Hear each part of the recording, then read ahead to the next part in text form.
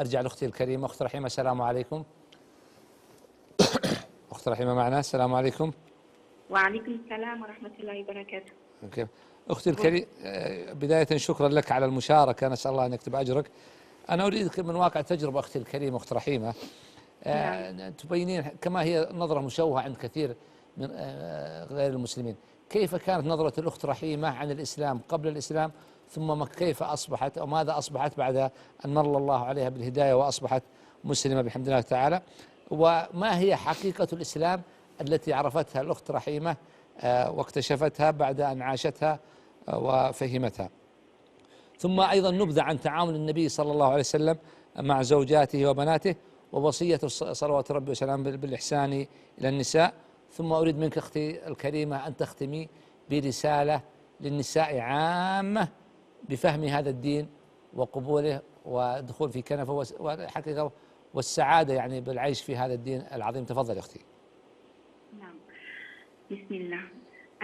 Donc avant l'islam, avant que je me sois convertie à l'islam, je n'avais donc aucune connaissance de l'islam. Je ne connaissais pas Allah, je ne connaissais pas le prophète sallallahu alayhi wa sallam, je ne connaissais pas l'islam.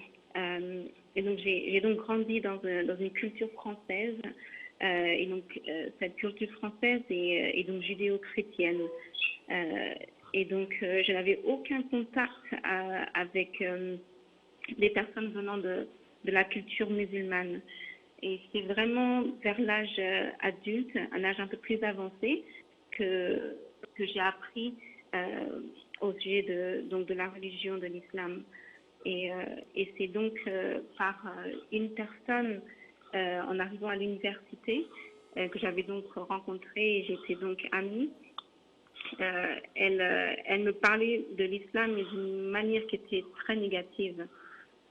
Et donc moi, bien sûr, j'avais un point de vue très occidental. Et donc, bien sûr, je pensais que tout ce qu'elle disait était véridique. Et je me rappelle un jour, elle avait avec elle le Coran. Mais moi, à ce moment-là, je ne savais pas que c'était le Coran, subhanallah. Et elle me disait donc qu'elle voulait se débarrasser du Coran et qu'elle n'en avait plus besoin. Et que donc elle avait passé à autre chose, qu'elle avait une autre vie.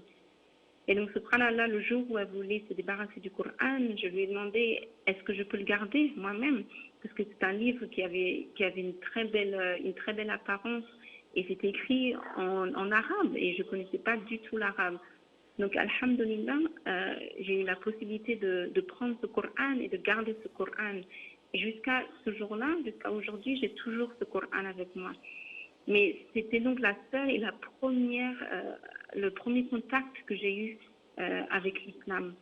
Et donc ce jour-là, je ne savais toujours pas qui était Allah, qui était le prophète. C'était seulement des années après, par le da'wah d'une certaine personne que j'avais rencontrée. Et donc il m'a parlé de notre Créateur, qui était Allah. Quel était notre but, quel était le but de notre création, subhanallah. Et donc toutes les choses qu'il m'expliquait, les choses vraiment basiques de l'islam, toutes ces choses-là faisaient tellement de sens. C'était vraiment comme si c'était une vérité qu'on m'avait jamais dit et que voilà, c'était ce jour-là qu'il fallait que j'entende. Et alhamdulillah, j'avais vraiment l'impression que mon cœur et tout mon être étaient prêt à accepter l'islam. C'était même pas une chose difficile à faire. Et c'est vraiment par la grâce d'Allah, vraiment par la grâce d'Allah que j'ai pu accepter l'islam, accepter les mots, accepter l'explication de l'islam, subhanallah. Donc c'était au début, quand je me suis convertie, je n'avais vraiment pas beaucoup de connaissances. Et c'était par la aqidah, c'était la darwa de la aqidah, donc la croyance, le dogme de l'islam qui m'a attirée vers l'islam. Et ça, c'était vraiment à l'opposé du christianisme, à l'opposé de toutes les autres religions qui appelaient au shirk, qui appelaient donc à adorer d'autres que celui qui nous a créés. Et donc c'est vraiment l'islam, la religion la plus pure et qui est donc le plus en accord avec la manière dont on a été créé, alhamdulillah. Donc, ça a été vraiment pour moi et pour beaucoup d'autres personnes, qu'elles soient donc nées dans l'islam, qu'elles soient nées dans une famille musulmane ou alors dans une famille qui a été tellement éloignée du tawhid, c'est vraiment une révélation. Et ça a été pour moi quelque chose, c'était comme si j'avais un voile devant moi toute ma vie, et ce jour-là, Allah a enlevé ce voile de mes yeux. Et donc, alhamdulillah, ça a été vraiment une ni'ma. Voilà. Et donc, la question d'après, c'est quelle était donc, pardon, donc oui, voilà la vérité de l'islam et comment je l'ai vécu après. Donc, bien sûr, lorsque l'on accepte l'islam, il y a des changements à faire. On ne peut pas dire la ilaha illallah sans faire de changement et sans avoir la sincérité. La sincérité du cœur, la sincérité dans nos actions. Et donc, voilà, j'ai dû énormément changer dans mon mode de vie. Mais c'est par la grâce d'Allah et par l'aide d'Allah qu'on arrive à faire ces changements. Et bien sûr, ces changements ne se font pas d'un seul coup. Ils se font avec la lecture, avec les connaissances. On essaye donc d'avoir plus de connaissances de l'islam par les gens qu'on a autour de nous. Donc, alhamdulillah, il y a eu donc beaucoup de changements. Et j'ai vu l'islam par les musulmans, ceux qui donc montraient une bonne image de l'islam avec leur comportement. Et ils reflétaient vraiment le message du prophète sallallahu alayhi wa sallam. Donc voilà. Donc alhamdulillah, j'ai eu beaucoup d'opportunités d'avoir pu voir des gens autour de moi qui pratiquaient l'islam correctement et qui avaient la croyance correcte de l'islam.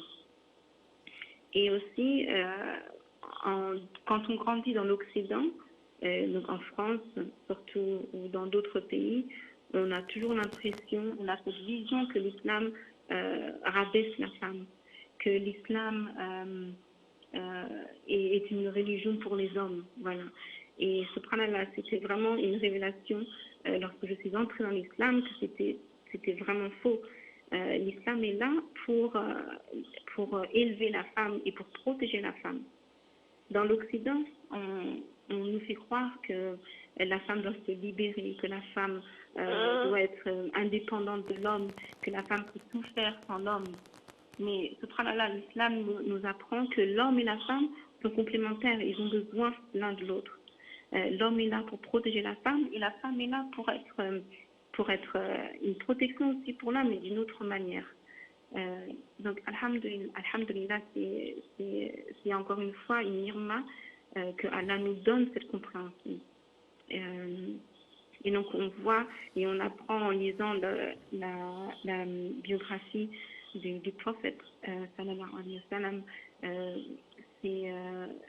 les différents hadiths au sujet de sa relation avec les femmes, son amour pour Khadija, radiallahu anha, son amour pour Aïcha, radiallahu anha, son amour pour sa fille Fatima, radiallahu anha, son amour pour les femmes, subhanallah. Et il avait tellement de respect, il avait beaucoup plus de respect pour les femmes que les hommes qu'on voit en ce moment, subhanallah. C'était le meilleur exemple pour nos maris, le meilleur exemple pour nos frères, pour nos pères.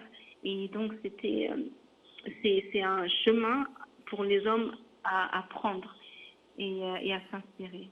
Et pour nous les femmes aussi, alhamdulillah, l'islam est là pour nous donner des droits que les femmes n'avaient pas à l'époque. Donc il y a 14 000 ans, les femmes n'avaient presque pas de droits.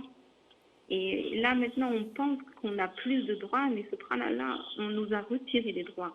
Et on nous a donné d'autres droits qui ne sont pas forcément des droits. أخت رحيمة، لعلك تختمين في كلمتين إن سمحتي لي عشان الوقت. وقت خلاص. شكرا لك، بارك الله فيك، شكرا الله. أيضا لا جزاكم الله خير جميعا.